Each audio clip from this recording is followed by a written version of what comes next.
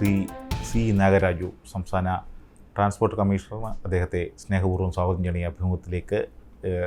നമസ്കാരം. ഈ കേരളത്തിലെ റോഡ് സുരക്ഷയെക്കുറിച്ചാണ് ആദ്യം സംസാരിക്കാനുള്ളത്. ഏറ്റവും ഒടുവിലുണ്ടായ അപകടത്തെക്കുറിച്ച് പോലും നമ്മൾ വളരെ ആകുലതയോടാണ് കാര്യങ്ങളെക്കുറിച്ച് കാണുന്നത്. നമ്മുടെ റോഡ് സുരക്ഷയിൽ നമ്മൾ എത്രത്തോളമാണ് ഇപ്പോൾ എത്തി നിൽക്കുന്ന ഒരവസ്ഥ? കേരളത്തിലെ റോഡ് ആക്സിഡൻസിൻ്റെ റേറ്റ് കൂടുതലാണെന്ന് നമുക്ക് പറയാം. കാരണം ഒന്നാമത്തെ കാരണം നമ്മുടെ രജിസ്ട്രേഷൻ ഓഫ് FIRs കൂടുതലാണ്. ഇപ്പോൾ ഒരു ആക്സിഡൻ്റ് ആകുമ്പോൾ നമ്മൾ ഒരു FIR രജിസ്റ്റർ ചെയ്യും. അപ്പോൾ ഇന്ത്യയിലെ തന്നെ ഏറ്റവും കൂടുതൽ FIRs രജിസ്റ്റർ ചെയ്യുന്നത് കേരളമാണ്. അത് ആക്സിഡൻസ് ആയാലും വേറെ എന്തെങ്കിലും കേസ് ആയാലും. അതുകൊണ്ട് ഡേറ്റ നോക്കുമ്പോൾ ഏറ്റവും കൂടുതൽ ആക്സിഡൻസ് കേരളത്തിലെ ആണ് നമുക്ക് തോന്നും. പക്ഷേ ഒരുപാട് സ്ഥലങ്ങളിൽ എല്ലാ ആക്സിഡൻസ് രജിസ്റ്റർ ചെയ്യണം എന്നൊന്നുമില്ല. കേരളം അങ്ങനെയല്ല. That is one reason. Secondly, നമ്മൾ ഇന്ത്യയിൽ തന്നെ ഏറ്റവും കൂടുതൽ വെഹിക്കിൾ ഡെൻസിറ്റി ഉള്ള സംസ്ഥാനം കേരളമാണ്. 1:2 ആണ്. അപ്പോൾ every alternate person has A registered vehicle in his or her name in Kerala. വെറാസ് country average നമ്മൾ നോക്കുമ്പോൾ 4 പേരോ 7 പേരോ കഴിഞ്ഞിട്ടാണ് ഓരോരാൾക്ക് ഒരു വെഹിക്കിൾ ഉണ്ടാവുന്ന പോലെ. So almost half of the population has vehicles. We are 3.5 crores or more. So our vehicle density is 1.85 crores as on today. മൂന്നാമത്തെ ഒരു കാരണം, ഏറ്റവും കൂടുതൽ റോഡ് ഡെൻസിറ്റി ഉള്ള ഒരു സംസ്ഥാനമാണ് കേരളം.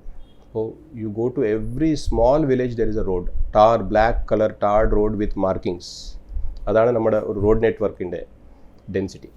അതും ഇന്ത്യയിലെ ഹയസ്റ്റ് ആണ്. ഇത്രയും കാര്യങ്ങൾ ഉള്ളതുകൊണ്ട് നമ്മുടെ റോഡ് ആക്സിഡൻസ് കൂടി കൂടാൻ സാധ്യത ഉണ്ട്. That is the data and statistics. പക്ഷേ ഈ ഡേറ്റയിൽ ക്യാപ്ചർ ആവാത്ത ഒരുപാട് കാര്യങ്ങളുണ്ട്. ലൈക്ക് അവർ road driving culture. Driving culture എന്നുള്ളത് നമ്മൾ പഠിക്കുന്ന ഒരു സോഷ്യലൈസേഷൻ്റെ ഭാഗമാണ്. ഇപ്പോൾ കേരളത്തിലെ ചില പോസിറ്റീവ് ബിഹേവിയറൽ ട്രേറ്റ്സ് ഉണ്ട്, ചില നെഗറ്റീവ് ട്രേറ്റ്സ് കൂടി ഉണ്ട്. അപ്പോൾ ഫോർ എക്സാമ്പിൾ പറയുകയാണെങ്കിൽ മിക്കവാറും ആൾക്കാർ ഹെൽമെറ്റ് ഇട്ടിട്ടാണ് 2 വീലർ ഓടിക്കുന്നത്. ഈവൻ പില്ലിയൻ റൈഡേഴ്സ് പോലും ഹെൽമെറ്റ് ഇട്ടിട്ടാണ് കേരളത്തിൽ പോകുന്നത്.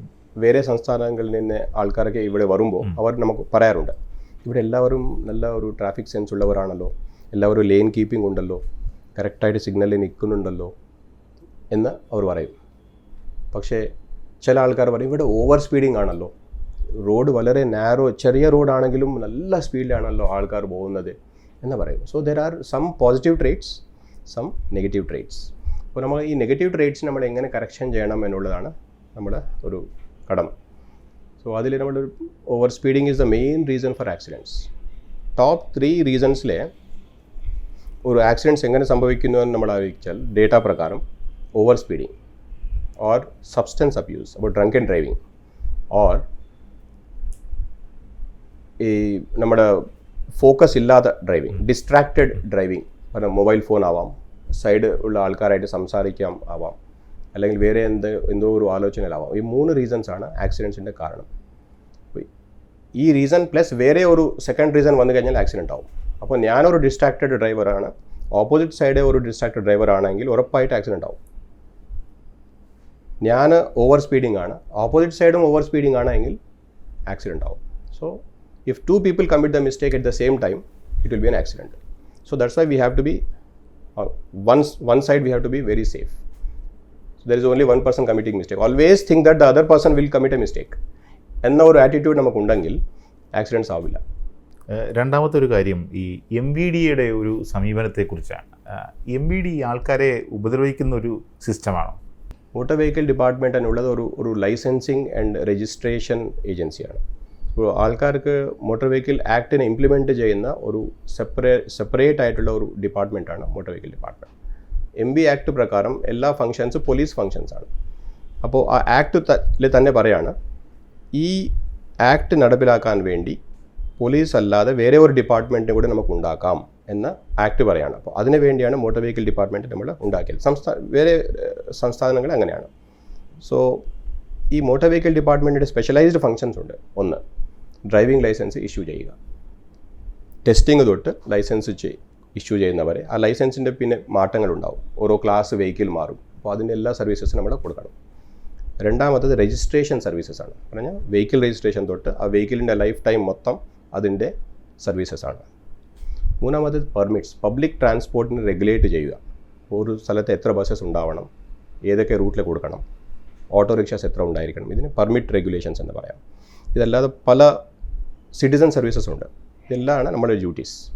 സോ ഉപദ്രവിക്കുന്നു എന്ന് പറഞ്ഞാൽ അതിന് എനിക്ക് ഞാൻ സമ്മതിക്കില്ല. ഇറ്റ്സ് ഒരു ആക്ച്വലി ഒരു സർവീസ് എടുക്കുന്നതാണ് പ്രധാനപ്പെട്ട പരാതി.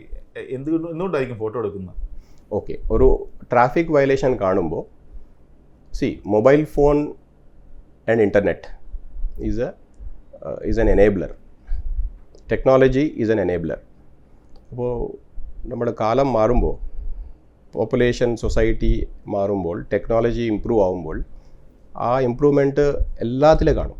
അത് ഡിപ്പാർട്ട്മെൻറ്റ്സിലെ കാണും, അത് ഗവൺമെൻറ്റ്സിലെ കാണും, പ്രൈവറ്റ് സെക്ടറിലെ കാണും, യൂത്തിലെ കാണും, ഏജ് ആണെങ്കിലും ആരാണെങ്കിലും ടെക്നോളജി യൂസ് ചെയ്തുകൊണ്ടേയിരിക്കും.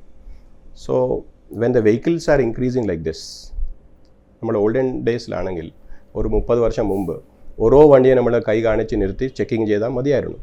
ഈ സമയത്ത് അത്രയും വണ്ടികളെ നമുക്ക് കൈ കാണിച്ച് നിർത്തി ചെക്ക് ചെയ്താൽ impossible. First point is it is very impractical. അവർക്ക് പല സ്ഥലങ്ങളിലൂടെ പോകേണ്ട ആവശ്യമുണ്ടാവും.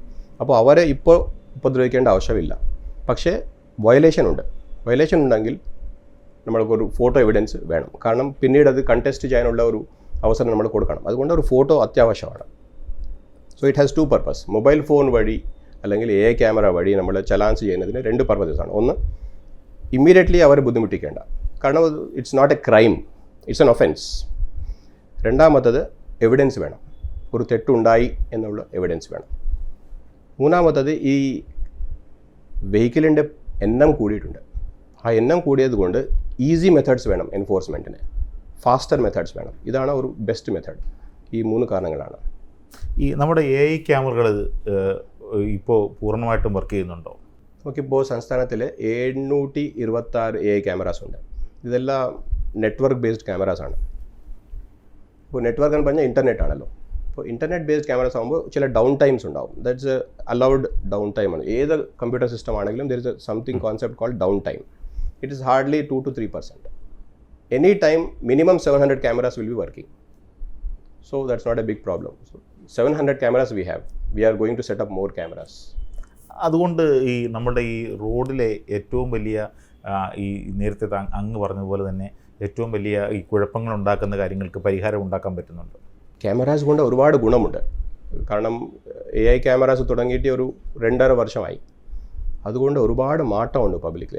ക്യാമറാസ് ഉള്ള സ്ഥലങ്ങളിൽ പബ്ലിക്കിൻ്റെ ബിഹേവിയർ, ക്യാമറാസ് ഇല്ലാത്ത സ്ഥലങ്ങളിൽ നമ്മളെ ബിഹേവിയർ ഒന്ന് നോക്കണം. നോക്കിയാൽ തന്നെ മനസ്സിലാവും public they are worried about cameras.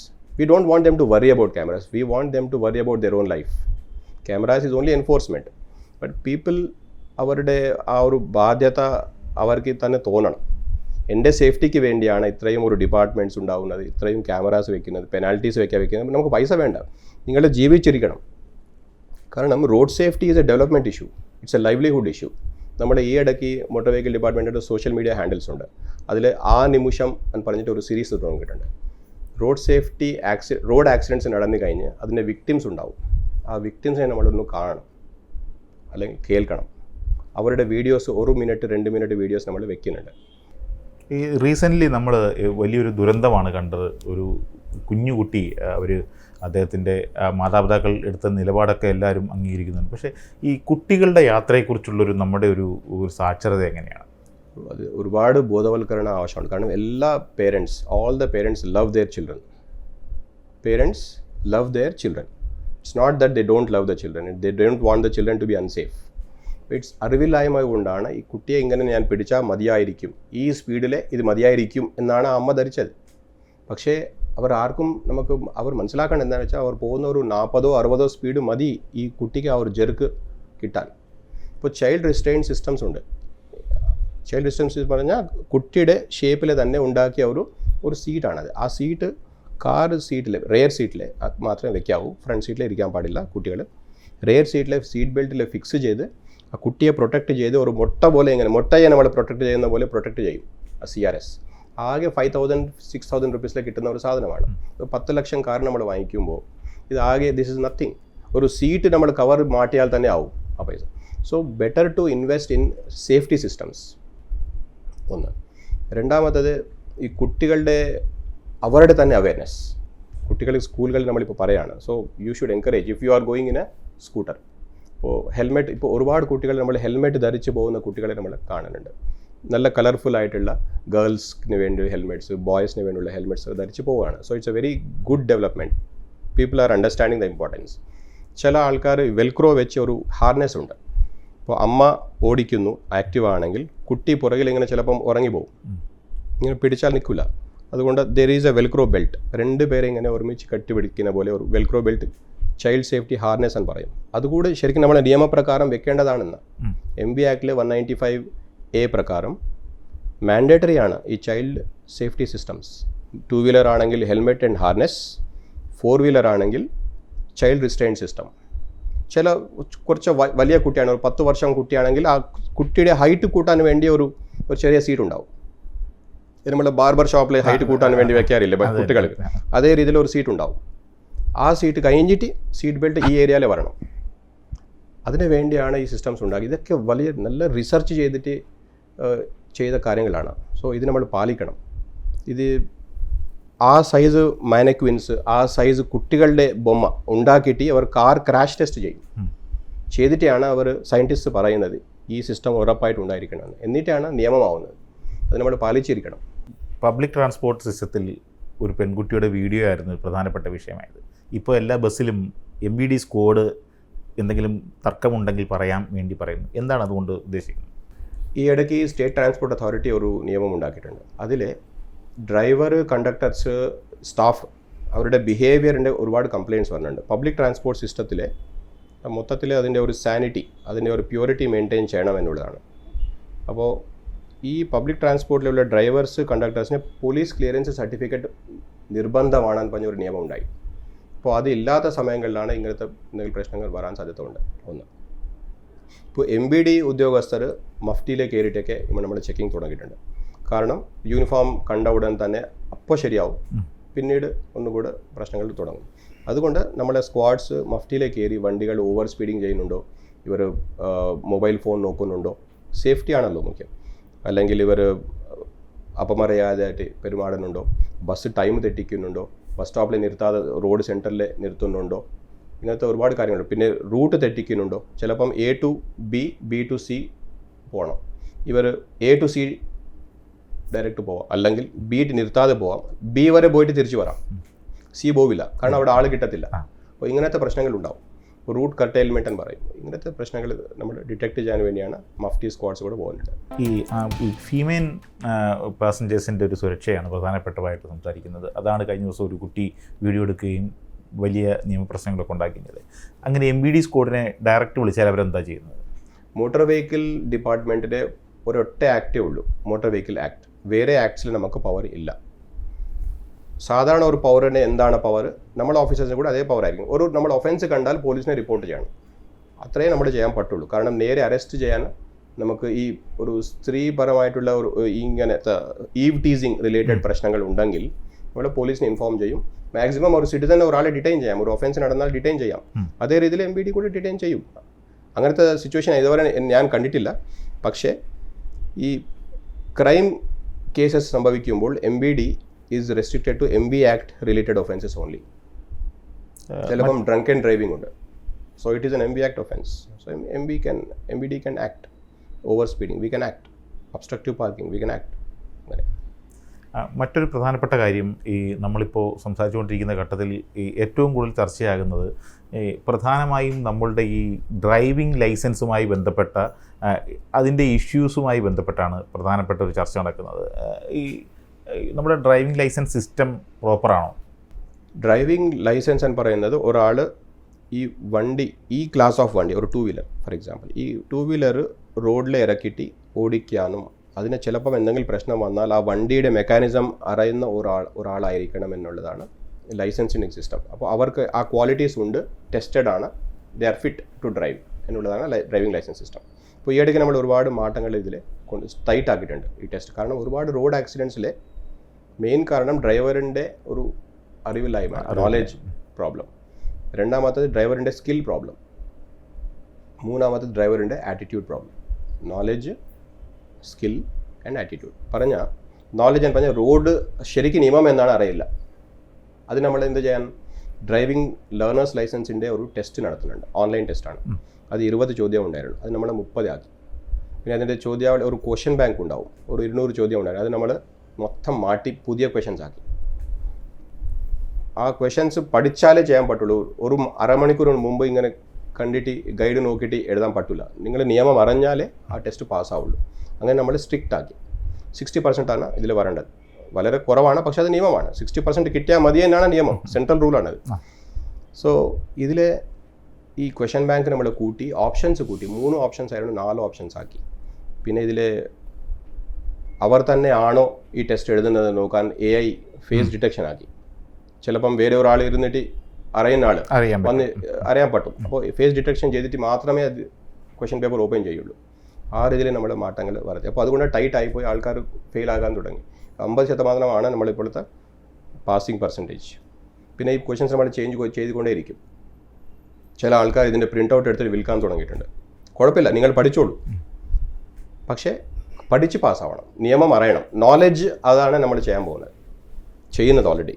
ഇതിന് നമ്മൾ MVD ലീഡ്സ് ആപ്പ് എന്നൊരു ആപ്പ് തുടങ്ങിയിട്ടുണ്ട്. ആ ആപ്പ് ഡൗൺലോഡ് ചെയ്ത് കഴിഞ്ഞാൽ പ്ലേ സ്റ്റോറിലെ ആപ്പ് സ്റ്റോറിലുണ്ട്. ആ MVD ലീഡ്സ് ആപ്പിലെ ലേണേഴ്സ് ലൈസൻസിൽ നിങ്ങൾ ഈ 600-800 ക്വസ്റ്റ്യൻസ് ഉണ്ടല്ലോ, ഈ ചോദ്യങ്ങൾ മൊത്തം അവിടെ പ്രാക്ടീസ് ചെയ്യാം. പ്രാക്ടീസ് ചെയ്ത് പാസ്സാവാം. പാസ്സായി പിന്നെ കോൺഫിഡൻസ് കിട്ടിയിട്ട് നിങ്ങൾ ആക്ച്വൽ ടെസ്റ്റ് എഴുതാൻ വരാം. സോ അത്രയും സൗകര്യം നമ്മൾ ചെയ്തിട്ടുണ്ട്. സോ നിങ്ങൾ പഠിച്ചാൽ മതി, but without studying you should not come, because your knowledge is important. Secondly knowledge കഴിഞ്ഞിട്ട് സ്കില്ലാണ്. സ്കിൽ എന്ന് പറഞ്ഞാൽ ഓടിക്കുന്ന സ്കിൽ. ട്രാക്ക് ടെസ്റ്റ് ചെയ്യും, റിവേഴ്സ് എടുക്കാൻ അറിയാമോ, മിറർ നോക്കാൻ അറിയാമോ, എന്തൊക്കെയാണ് കാര്യങ്ങൾ ചെയ്യേണ്ടത്, ഒരു വണ്ടിയിൽ നമ്മൾ ഇരുന്ന് കഴിഞ്ഞാൽ എന്തൊക്കെയാണ് ചെയ്യേണ്ടത് എന്നൊരു സീക്വൻസ് ഉണ്ട്. ഇതൊക്കെ അറിയണം എല്ലാവരും. അതൊരു സ്റ്റാൻഡേർഡ് ഓപ്പറേറ്റിംഗ് പ്രൊസീജിയറാണ്. ഇത് കറക്റ്റായിട്ട് പാർക്ക് ചെയ്യാൻ പറ്റുന്നുണ്ടോ, ഓവർടേക്ക് കറക്റ്റായിട്ട് ചെയ്യാൻ പറ്റും, അല്ലെങ്കിൽ ലെഫ്റ്റ് സൈഡിൽ നിന്ന് പോകുന്നുണ്ടോ, ഈ കാര്യങ്ങളൊക്കെ ഒരു അറിയണം, സ്കിൽ. ഈ നമ്മുടെ ഈ മോട്ടു വന്നതിന് ശേഷമുള്ളൊരു മാറ്റം എന്താണ്? മോട്ടോർ വാഹന വകുപ്പായതുകൊണ്ട് നമ്മളൊരു മാസ്കട്ട് ഉണ്ടാക്കിയിട്ടുണ്ട്. കേരളത്തിൻ്റെ മെയിൻ ഒരു ആനിമൽ, നമ്മളെല്ലാവരും ആരാധിക്കുന്ന ഒരു ആനിമൽ ഉണ്ടല്ലോ, എലിഫൻ്റ് ആണ്, ആന. അപ്പോൾ അതുകൊണ്ട് ആന എന്ന് പറഞ്ഞാൽ അതിനൊരു നല്ല ഒരു സ്ട്രെങ്ത് ഉള്ള ഒരു ആനിമലാണ്. പിന്നെ അതൊരു റിസ്ട്രെയിൻറ്റ് ഉള്ള ഒരു ആനിമലാണ്. അപ്പോൾ നിയമത്തിൻ്റെ ഒരു നമുക്ക് പവർ ഉണ്ടെന്ന് പറഞ്ഞിട്ട് അടിച്ചേൽപ്പിക്കില്ല, അത് ചവിട്ടില്ല. ഇങ്ങനെ ഒരാൾ കണ്ടാൽ ഇങ്ങനെ കറക്റ്റ് ചവിട്ടിൽ നിൽക്കും. അതേ രീതിയിൽ നമ്മളിങ്ങനെ ആന ഒരു മോട്ടുവിനെ ഉണ്ടാക്കിയിട്ടുണ്ട്. അതിൽ വാർണിംഗ് ആദ്യം നമ്മൾ കൊടുക്കും, പിന്നീട് നമുക്ക് നോക്കാം എന്ത് ചെയ്യാമെന്ന്. So because people don't want to be unsafe, people want to be safe. അത് അറിവില്ലായ്മ കൊണ്ടാണ്. സോ ഈ മോട്ടു എന്നുള്ളത് ഒരു മാസ്കട്ട് ആയതുകൊണ്ട് ഫിസിക്കൽ മാസ്കട്ടാണ്. നമ്മളൊരു മീഡിയ സെൽ, KSRTCയുടെ മീഡിയ സെൽ മിസ്റ്റർ ബൈജു പിജപ്പുര, അദ്ദേഹമാണ് അതിൻ്റെ മോട്ടുയുടെ ആക്ടർ ഇൻസൈഡ്. അദ്ദേഹം പല സ്ഥലങ്ങളിലേക്ക് പോയിട്ട് നമ്മുടെ ഓഫീസേഴ്സ്, അദ്ദേഹം പോയിട്ട് അവിടെ കുട്ടികളെ പഠിപ്പിക്കും, റോഡ് ക്രോസ് ചെയ്യാൻ എങ്ങനെയാണ് പറയും, പിന്നെ സ്റ്റോപ്പ് ലൈൻ എൻഫോഴ്സ്മെൻറ്റ് എങ്ങനെയാണ് പറയും. അതിന് നമ്മൾ വീഡിയോ എടുത്തിട്ട് നമ്മൾ സോഷ്യൽ മീഡിയ ഹാൻഡിൽസിലൊക്കെ വെക്കും. So that people awareness creation ആണ് ഇതൊക്കെ, എഡ്യൂക്കേഷൻ. ഈ അന്തർ സംസ്ഥാന കാരിയേജ് വെഹിക്കിൾസിൻ്റെ കാര്യത്തിൽ കേരളത്തിൽ വളരെ സേഫാണോ കാര്യങ്ങൾ? അന്തർ സംസ്ഥാന വെഹിക്കിൾസിലെ പല ടൈപ്സ് ഉണ്ട്. ഒന്ന് ബസ്സസ് ആണ് വയ്ക്കുക. ആദ്യം ബസ്സസിനെ ബന്ധപ്പെട്ട് സംസാരിക്കാം. ബസ്സസിലെ കൂടെ പല ടൈപ്സ് ഉണ്ട്. ഓൾ ഇന്ത്യ ടൂറിസ്റ്റ് വെഹിക്കിൾസ് ഉണ്ട്. രണ്ടാമത്തെ സ്റ്റേജ് കാരേജസ് ഉണ്ട്. സ്റ്റേജ് കാരേജ് പറഞ്ഞാൽ ABCD ഇങ്ങനെ ഓരോ സ്റ്റേജിൽ നിൽക്കുന്ന ഒരു ബസ്സാണ്, പിക്കപ്പ് ചെയ്ത് ഇറക്കുന്ന ബസ്സാണ്. അതാണ് സ്റ്റേജ് കാരേജ്. അത് വേറെ സംസ്ഥാനത്തിന് ഇവിടെ വരാം, തിരിച്ചു പോവാം, പക്ഷേ അത് ഓൺലി RTC ആയിരിക്കണം എന്നുള്ളതാണ് നിയമം. RTC മാത്രമേ ആയിരിക്കണം. അതിന് പിന്നെ ഒരു ലിമിറ്റ് കൂടുണ്ട്. ഒരു 3000 buses here, 3000 buses from here to there, in and out. Agreements ഉണ്ടാവും, ഇൻ്റർസ്റ്റേറ്റ് അഗ്രിമെൻറ്റ്. അതിൻ്റെ ബേസിസിലാണ് ഇത് നടക്കുന്നത്. ഇതല്ലാതെ ടൂറിസ്റ്റ് വെഹിക്കിൾസ് ഉണ്ടാവും. ടൂറിസ്റ്റ് വെഹിക്കിൾസ് എന്ന് പറഞ്ഞാൽ അതിന് പെർമിറ്റ് ഉണ്ടാവും, ഓൾ ഇന്ത്യ ടൂറിസ്റ്റ് പെർമിറ്റ്. ആ വാഹനങ്ങളിൽ സ്റ്റേജ് ഇറക്കാനോ കയറ്റാനോ പറ്റില്ല. ഞാൻ ഇവിടെ നിന്ന് തിരുപ്പതി പോകണം, ഒരു 50 പേരെ ഞാൻ ഒരു ടീം തയ്യാറാക്കി, 50 പേരുടെ ലിസ്റ്റ് തയ്യാറാക്കി, ഞാൻ ആ പെർമിറ്റ് എടുത്തു. ഈ ടീം തിരുപ്പതി പോയി ഒരാഴ്ച കഴിഞ്ഞ് തിരിച്ചു വരാം. ഇടയ്ക്ക് ആൾക്കാരെ ചെന്നൈയിലെ, സേലത്തെ, ഈ റോഡിൽ ഇറക്കി കയറ്റാൻ പറ്റില്ല. പറ്റിയാൽ ഇത് ഇല്ലീഗലാണ് ഒന്ന്. സിമിലർലി റിട്ടേൺ ബാംഗ്ലൂരിൽ നിന്ന് കൊച്ചി വരാം, അല്ലെങ്കിൽ കൊച്ചി വരാം, ശബരിമല പോവാം, പൂവാർ പോവാം, എല്ലാ കറങ്ങിയിട്ട് തിരിച്ചു പോവാം. ഇതൊരു ടൂറിസ്റ്റ് പർപ്പസിന് വേണ്ടിയുള്ള ഒരു സർക്യൂട്ടാണ്. സർക്കിൾ. ആദ്യം കയറി 50 പേര് തന്നെ ആയിരിക്കണം, ലാസ്റ്റ് വരെ 50 പേര് തന്നെ ആയിരിക്കണം. അതാണ് അതിൻ്റെ അർത്ഥം. ഓരോ സ്ഥലത്തോ 10 പേരെ കയറ്റി 20 പേരെ ഇറക്കി ഇങ്ങനെ പറ്റില്ല. സോ അത് സ്റ്റേജ് കാരേജ് ആയി പോകും. So that is A different operation, different tax. AI all India tourist permit means it's A different tax. അങ്ങനെയാണ് ആ ഡിഫറൻസ്. നമ്മളിപ്പോൾ ട്രിവാൻഡ്രത്ത് നോക്കിയാൽ പോലും എത്രയോ വാഹനങ്ങൾ ഇങ്ങനെ ഓടുന്നുണ്ട്. അതിൻ്റെയൊക്കെ പെർമിറ്റിൻ്റെ ഒരു പോസിബിലിറ്റി എത്രത്തോളം? അങ്ങനെ ഓടുന്ന വാഹനങ്ങളുണ്ടെങ്കിൽ നമ്മൾ പിടിക്കണം. ശരിക്കും നമ്മളങ്ങനെ പിടിക്കാറുണ്ട്. ഈ AI ടൂറിസം, AITP ബസ്സസ് നമ്മൾ ചിലപ്പം ഈ അമ്പലത്തിനടുത്ത കുറച്ച് പാർക്കിംഗ് ഏരിയാസ് ഉണ്ട്, അവിടെ നമ്മൾ സഡനായിട്ട് സർപ്രൈസ് ചെക്ക് ചെയ്യും. എന്നിട്ട് ആ വെഹിക്കിൾസിനെ മുഴുവൻ ചെക്ക് ചെയ്ത് സ്റ്റേജ് കാരേജ് ആണ്, അവരുടെ കയ്യിൽ പാസഞ്ചർ ലിസ്റ്റ് ഉണ്ടായിരിക്കണം. A പോയിന്റ് B പോയിന്റ് എന്ന് പുറപ്പെട്ടു, എന്ന് അവരുടെ പെർമിറ്റ് ഡേറ്റ് ആണ്, അതിന് വയലേഷൻ ഉണ്ടോ, ബാക്കി CF ടെസ്റ്റ് ഉണ്ടോ, ഇൻഷുറൻസ് ഉണ്ടോ, ഇതൊക്കെ കാര്യങ്ങൾ നമ്മൾ ചെക്ക് ചെയ്യും. ഇതില്ല എങ്കിൽ പെനാൽറ്റി അടിക്കും. നമ്മൾ ഈ സംഭാഷണത്തിൻ്റെ അവസാന ഘട്ടത്തിലേക്ക് എത്തുകയാണ്. കേരളത്തിൻ്റെ റോഡ് സുരക്ഷയെക്കുറിച്ചുള്ള ഒരു സംഭാഷണത്തിനാണ് അങ്ങേ സമീപിച്ചതും. ഈ കേരളത്തിൻ്റെ ഒരു റോഡ് സുരക്ഷയെക്കുറിച്ചുള്ളൊരു സാക്ഷരതയിൽ എത്രത്തോളം മലയാളികൾക്ക് ഒരു അവബോധം ഉണ്ടാക്കാൻ പറ്റിയിട്ടുണ്ട് ഇത്രയും കാലം? എനിക്ക് തോന്നുന്നു Kerala is one state, though I am not from Kerala. എനിക്ക് ഈ ഒരു എന്താ പറയുക, I am proud to be working here. കാരണം ഇവിടുത്തെ ജനങ്ങൾ എന്തെങ്കിലും ഒരു കാര്യം പറഞ്ഞാൽ പെട്ടെന്ന് അത് മനസ്സിലാക്കി അതിനൊരു മൂവ്മെൻ്റ് ആക്കും. 2 പതിറ്റാണ്ടിനകത്ത് കേരളത്തിലുണ്ടല്ലോ, മലയാളിയാണ് ഞാനിപ്പോൾ. അപ്പോൾ നമ്മൾ എന്തെങ്കിലും ഒരു കാര്യം ഏറ്റെടുത്ത് കഴിഞ്ഞാൽ പബ്ലിക് മുഴുവൻ ആ കാര്യം ഏറ്റെടുക്കും, അതിൻ്റെ കാര്യം ഡിസ്കസ് ചെയ്യും. കാരണം we are all very literate, very aware people. And people അതൊരു മൂവ്മെൻ്റ് ആക്കി മുന്നോട്ട് കൊണ്ടുപോകും, ഡിസ്കസ് ചെയ്യും, പത്രത്തിൽ TV-യിലൊക്കെ സംസാരിക്കും. അപ്പോൾ ഒരുപാട് കംപ്ലയിൻറ്റ് വരും, ഇവിടെ ഇങ്ങനെ പ്രശ്നമുണ്ട്, അവിടെ പ്രശ്നമുണ്ടെന്ന് പറഞ്ഞിട്ട് ജനറൽ പബ്ലിക് വന്ന് നമുക്ക് കംപ്ലയിൻറ്റ് ചെയ്യും. അപ്പോൾ ഓഫീസേഴ്സ് അവിടെ പോയി ആ പ്രശ്നം തീർക്കാൻ ശ്രമിക്കണമല്ലോ. So that way Kerala is the best state to start any movement. We have a big history. Even from Kudumbashree onwards, any movement, Saksharata, Kudumbashree, anything we take up, we will be the best in the country and the whole world talks about us. Similarly, road safety also, we should aim for European standards.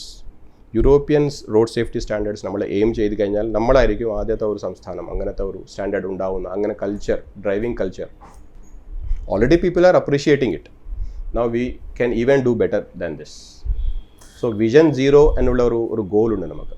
Vision 0 എന്ന് പറഞ്ഞാൽ ഒറ്റ fatality, road accident death ഉണ്ടാവാൻ പാടില്ല എന്നുള്ള ഒരു ഒബ്ജക്റ്റീവാണ്. ഇത് achieve ചെയ്യണമെങ്കിൽ നമ്മൾ എത്ര വർഷം എടുക്കും എന്നുള്ള ഒരു കാൽക്കുലേഷൻ ഇപ്പോൾ നടക്കുകയാണ്. സ്വീഡനിലെ, സ്കാൻഡിനേവിയയിലൊക്കെ വിഷൻ 0 2030 ആണ്. ഇനി ഒരു 5 വർഷം കൊണ്ട് അവരുടെ ഫെറ്റാലിറ്റീസ് 0 ആക്കാൻ വേണ്ടി ആവശ്യമാണ്. ഇപ്പോൾ അവർ മൊത്തം സ്വീഡനിലെ നമ്പർ ഓഫ് ഡെത്ത് 4 ആണ്, അത്രേ ഉള്ളൂ. 4 deaths in the whole country. It is as big or slightly bigger than Kerala. So look at their systems. So system driven approach എന്ന് പറയും. ഒരാൾ ചെറിയ തെറ്റ് ചെയ്താലും സിസ്റ്റം ക്ഷമിക്കണം.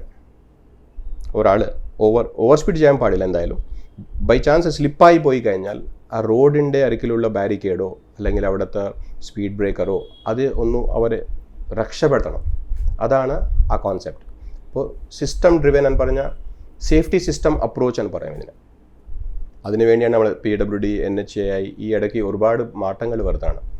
അവരുടെ ബാരിക്കേഡ് സിസ്റ്റം, സ്മാർട്ട് സിറ്റിയിലെ കൂടി ഒരുപാട് safety systems are coming in the road engineering part. Thank you for the time. എന്തായാലും മലയാളികൾക്ക് ഏറ്റവും ആവശ്യമുള്ള പ്രധാനപ്പെട്ട മേഖലയാണ് റോഡ് സുരക്ഷയെക്കുറിച്ച്. അതിനെക്കുറിച്ചാണ് അദ്ദേഹം സംസാരിച്ചത്. അദ്ദേഹത്തിൻ്റെ ഈ സമയത്തിനും വാക്കുകൾക്കും നന്ദി അറിയിക്കുകയാണ്. Thank you very much.